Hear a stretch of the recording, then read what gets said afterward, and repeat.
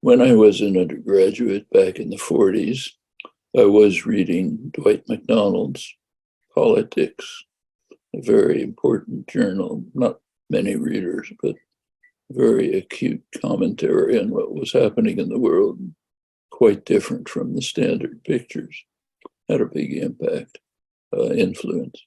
And in the 1960s, I was rethinking that with the expansion of the US wars in Indochina and the almost total subordination of the intellectual classes to the official doctrines about the war, which actually remains right up until today. Up until today, we're reaching the 50th anniversary of the US final withdrawal from the so-called peace treaty in 1975, 73, when the agreement was made to pull out. To this day, try to find anything in the mainstream which speaks of US aggression in Indochina. US attacked Vietnam, Laos, Cambodia, virtually destroyed them, but it was just a mistake. In fact, it's interesting, even in scholarship, the Vietnam element of the war is reformulated so that it's called a war against North Vietnam. There was bombing of North Vietnam, but it was on the side. The main attack was against South Vietnam. South Vietnam was by far the target of the overwhelming US destructive force. But that doesn't look nice. If you can frame it as a war against the North, you can give it a kind of defensive cast. You can say the US was trying to defend the South against North Vietnam, North Vietnamese aggression. It's a much more convenient picture, makes it look defensive. If you tell the truth, saying it's a war against South Vietnam, which virtually wiped it out, which then spread to North Vietnam, Laos, and Cambodia, doesn't look so pretty. So therefore, I would say approximately 100%, close to it, of discourse puts it in the frame of a defensive war against North Vietnam, which is pretty remarkable, a revision of the facts, which are not obscure. Just take a look at the military history, overwhelmingly against the South. And in fact, the US war against South Vietnam pretty much succeeded. The National Liberation Front, which was the resistance force in South Vietnam, what we call the Viet Cong, was virtually wiped out. Country was left so that the only forces that remained were the North Vietnamese, which did withstand the lesser American attack. The US could never go all out against North Vietnam. There were embassies, foreign embassies in Hanoi, commercial relations, hit ships in the Haiphong harbor. They could be foreign ships. So there were some restraints. It was pretty awful, but some parts of North Vietnam are literally moonscapes. I've seen them. But around Hanoi, kind of somewhat protected, despite Nixon's Christmas bombings. But the South was just devastated. And then, of course, the war spread to Laos and Cambodia. Laos, peasant, plain of jars in northern Laos, peasant community, scattered communities just wiped out. In Cambodia, Kissinger said it accurately. He transmitted an order from his half-drunk boss, Richard Nixon. The order was a massive bombing campaign in Cambodia, anything that flies against anything that moves. Pretty hard to find anything like that in the archival record. It's basically a call for mass genocide. You can read the transcript Sunday. It's declassified.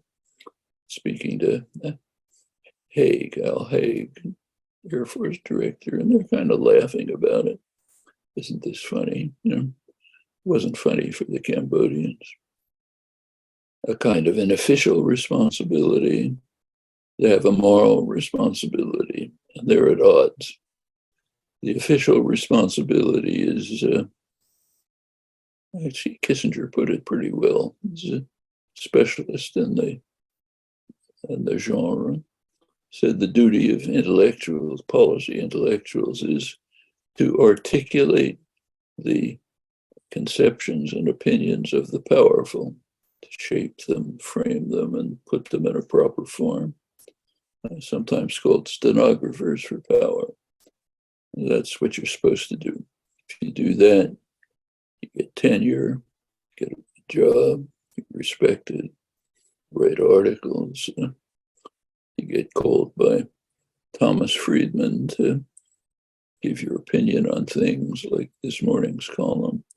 There's also a moral responsibility. Tell the truth about what's going on. Decode lies. Bring people to try to help them try to understand the reality of the world.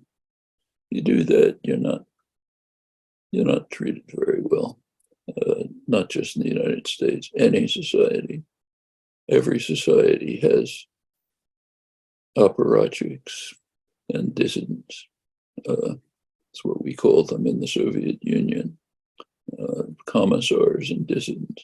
Of course, in the case of enemy states, we revile the commissars, we honor the dissidents. At home, the values are reversed. And that's a pattern that runs through history. I mean, take the term intellectual itself. The term intellectual in the modern sense began to be used at the time of the Dreyfus trial in France. The Émile Zola, his group, the Dreyfusards, were critical, dissident intellectuals. Were they treated well? I mean, now we honor them, of course. Not at the time. They were vilified, demonized. Émile Zola himself had to flee the country. The immortals of the Académie Française, the great intellectuals, bitterly condemned these writers and artists who dare to attack the majesty of the state and our great institutions and so on. Come to modern period, you get people like McGeorge Bundy, the former Harvard dean, national security advisor for Kennedy and Johnson. In 1968, he wrote right after the article of mine that you mentioned, he wrote an important article in Foreign Affairs, the main establishment journal, in which he said he can understand criticisms of our war in Vietnam. We made tactical errors, things we didn't understand, and so on. And then he said there are the wild men in the wings, people like me, for example, who question our motives and strategy. Wild men in the wings, can't have anything to do with them. Well, that's traditional. That's the history of dissident intellectuals in just about every country. Of course, the reactions are different. If you're in El Salvador, you can get your brains blown out by US-run security forces, like the 6 leading Jesuit intellectuals who were murdered in 1989. That's El Salvador.